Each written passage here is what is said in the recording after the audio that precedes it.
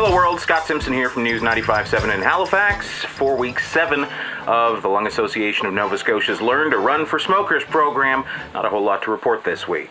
More business as usual with the exercise and the smoking. I did my weekly exercise homework, 40 minutes of walking on Tuesday and Thursday, and yes, I'm still smoking.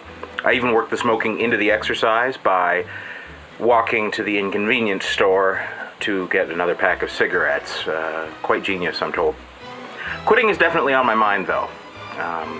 After the group exercise session this week, which for me involved 40 minutes of walking through Point Pleasant Park. Here are some visuals. It was a beautiful day. Steady, brisk walking. The group went back to the tower at St. Mary's University, and it was a small group. And once everybody else cleared out to go home, it turned out I was the only smoker left, so I had a one-on-one chat with group leader Jane Norrie about quitting smoking. And that follows. Now, thank you for all the feedback from last week's show. I realized, even as I was making it, it was not the most upbeat episode around, but that's how life goes sometimes. It's ups and downs. That's what makes life interesting. And I called it failing forward because even though I knew I wasn't keeping up, I was still going ahead and learning from it. I got some lovely notes saying not to be so hard on myself, and message received. Thank you very much. So this coming Saturday is the climax of the Learn to Run for Smokers program. It is the 5K Lung Run for the Lung Association of Nova Scotia. A big thank you to those who have sponsored me so far, and you can find out more information at the link up there. Next Monday, I hope to have a video episode up about the run. We'll see if I run it, walk it. I do plan to finish it, and maybe I'll even have a good time. I'll enjoy it. That kind of good time, but I hope to have you get the point. The week after, I'll tell you about what I've learned through the 8-week program, so we'll have another episode, and if you're all good, I'll have a very special surprise as well. So, off to SMU for a sit-down about tobacco. When you're actually setting a quit date, it really is good not to have any known foreseeable stresses on that day. So, have you seen, though, that you've been cutting back through... No. You haven't? Okay. No. What? I wish I could say yes, but I haven't. I mean, maybe by 1 or 2 a day total. For some people, they go from smoking, say, a pack a day to quitting, and other people gradually cut down. So it depends on what you feel more comfortable with. What we do really recommend people do, though, and it might be good for you as well, is to think about, maybe write down when you smoke and what you're doing when you smoke. Yes. And to identify the habits formed around smoking, because nicotine's addictive, highly, highly addictive, but you form a lot of habits. First thing in the morning, you may, go out and have a cup of coffee and have a cigarette. Write that down, or make a note of, that's when you have your first cigarette, and try and find alternatives. Yes. So if you are trying to cut back a little bit, instead of having a coffee, have a tea or have an orange juice or have something slightly different. And it's identifying when you smoke, the habits, and finding the alternatives. A lot of people smoke have that oral fixation, hand to mouth. Yeah. So it really is important to carry a bottle of water around. That way as well, you won't be popping candies or reaching for the donuts. A lot of people, when they become tobacco free, put on a bit of weight. The average is actually around about 10 pounds. The aim of this program is to get people out and active and healthy. Yeah. So we're helping avoid that weight gain when you become tobacco free. A lot of people don't actually realise with cigarettes, there's actually sugar in cigarettes. There is sugar in cigarettes, yeah, along with the 4,000 other chemicals that they put in. So a lot of people, when they become tobacco free, they're craving the sugar, the sweets. And that's because they're not getting their sugar fix from the cigarettes.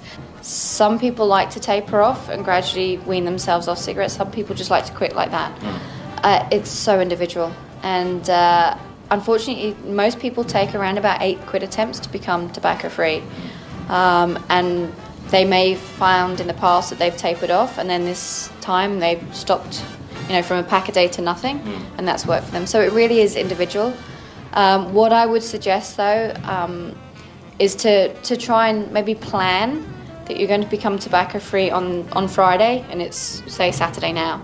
So you've got a week, and just identify when you're smoking, identify your habits, and find alternatives.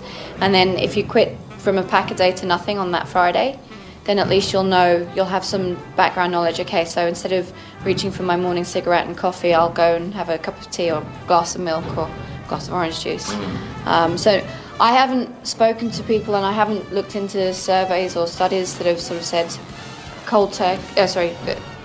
from smoking to nothing or to tapering off. People do tend to suggest tapering off works better, but it's so individual. It's what you think you can do. Yeah. Smoking is highly addictive, and the process of becoming tobacco-free is a big feat. So you need to be comfortable with whatever you're doing. If you want to taper off, try tapering off. If you want to quit, just quit. I have heard delaying your first one and not smoking as late during the evening. Yeah. Although some people, if they know that is going to happen, they'll smoke more during the day. But I would suggest delaying your first one and then trying to cut back maybe one, if you had a couple over your lunchtime period, cut back then, and then maybe towards the end of the evening. So try a bit of both. Yeah. Without making yourself too uncomfortable. There's something called the 4Ds. It's distract yourself, so finding an alternative. Drink water, that helps with the hand-to-mouth oral fixation. Deep breathing, that's a relaxation technique, and if you concentrate on your breathing, you're actually taking your mind away from thinking about cigarettes. And those three things actually help delay you wanting the cigarette. And if you can do those 4 things and go 5 minutes, that craving will actually disappear. And again, you need to reward yourself with something else.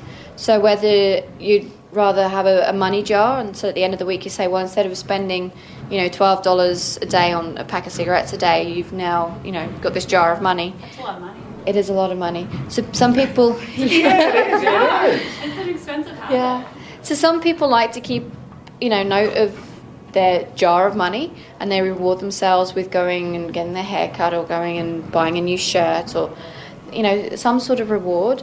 If that's not your thing, reward yourself with something else. So choose a nice activity that you don't tend to do, and that can be your reward for the end of the week. All right. Do you happen to know how long it would take after quitting for lungs to grow back to an appreciable level? Okay, lungs don't regenerate. What? Lungs do not regenerate. Your liver regenerates. That's the only organ that does. Your lungs can clear themselves out. Yeah. There's little cilia in your lungs, little hairs, which once you quit smoking, they start to be able to move all the crap and the tar out of your lungs. So they can clean themselves out. Yes. Within a couple of hours, you'll start to feel slightly better. Within a couple of days, you'll actually really start to notice some differences. You'll be able to walk upstairs a lot easier. You might be able to start tasting things differently even after a couple of days, because your taste buds aren't muted by the tar and the chemicals that are in cigarettes. After a couple of months, your lungs are really pretty cleaned out of all the tar and the rubbish that's collected in your lungs. A lot of smokers, when they become tobacco-free, cough a lot. Yes. That's the lungs cleaning themselves. Yep, that's good. Some people don't cough at all, which is also fine. The lungs can still clean themselves out. But it does take a few years until your lungs are at the point where they're a non-smoker's lungs. And unfortunately, if you do smoke a lot for a long period of time, your lungs will never be the same as if you'd never smoked. Because in your lungs, you've got, I like to call them bunches of grapes, alveoli, and the alveoli walls can actually get damaged by cigarette smoking, and that's a permanent thing. So the elasticity can improve in the alveoli, but the actual walls, if they're completely damaged, more like what you see in emphysema, then that damage can't be rectified. But if your overall lung health is better, if your overall cardiovascular health is better, then it's definitely, an improvement. So they do say within 10 years. I know that seems quite a big amount of years to sort of go through to become, healthy. But that's what they say. Within about 10 years, your lungs are as good as they're going to be.